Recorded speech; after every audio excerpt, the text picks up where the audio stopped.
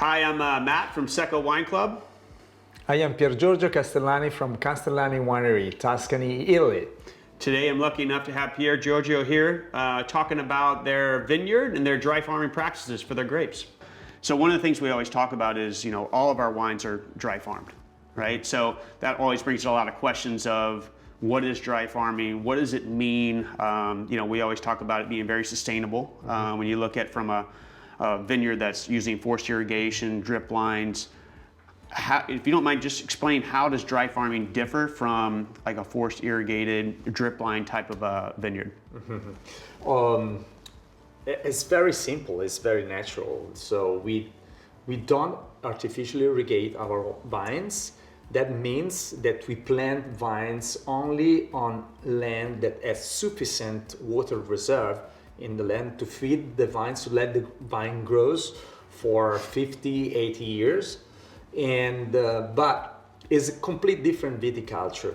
Just to give you an example, if you plant a little vine and you give the vine the water just around its root, and you feed with artificial fertilizer just around the roots don't want to go deep.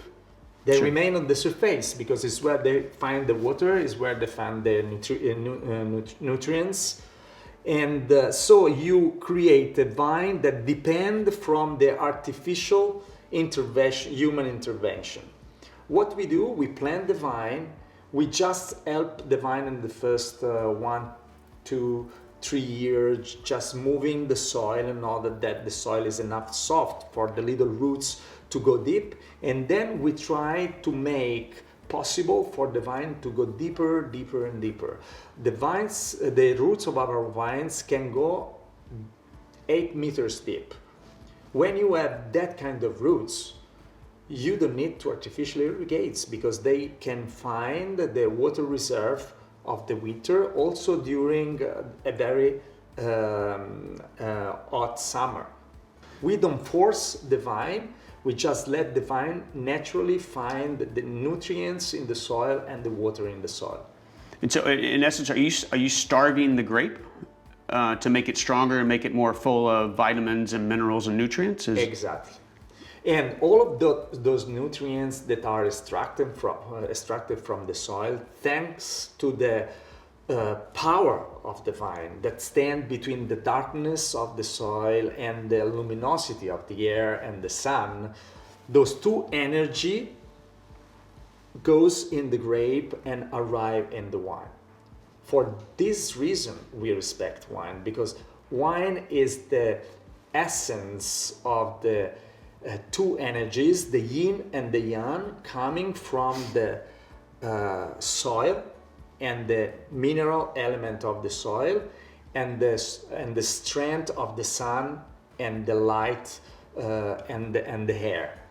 And through the whole process of making wine, those two forces are combined, and this brings equilibrium in the wine.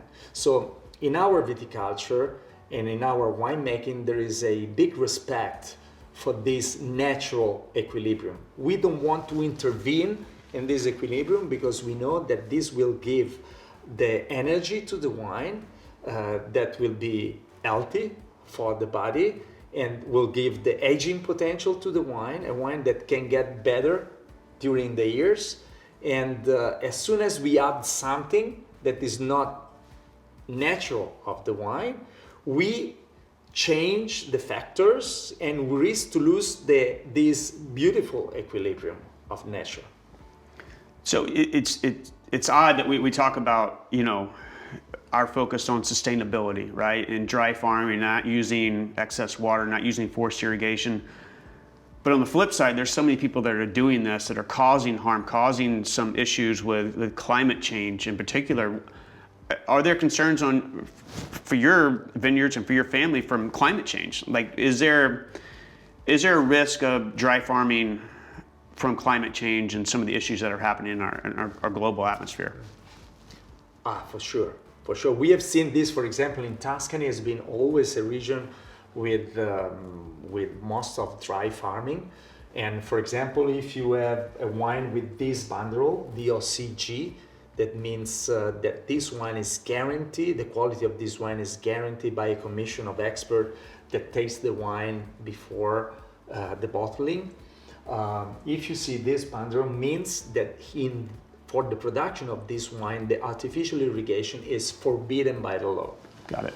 But we have some area in south of Tuscany that are becoming drier and drier, where the viticulture are forced to start with artificial irrigation. And this is why my family decided to not invest in area that could be transformed in area with forced irrigation. And we mainly plant our new vineyards on very high hills, very high, sometime close to mountains, like 500 to 600 meters above the sea level. And this permits us to look at the future in a positive way for making natural viticulture.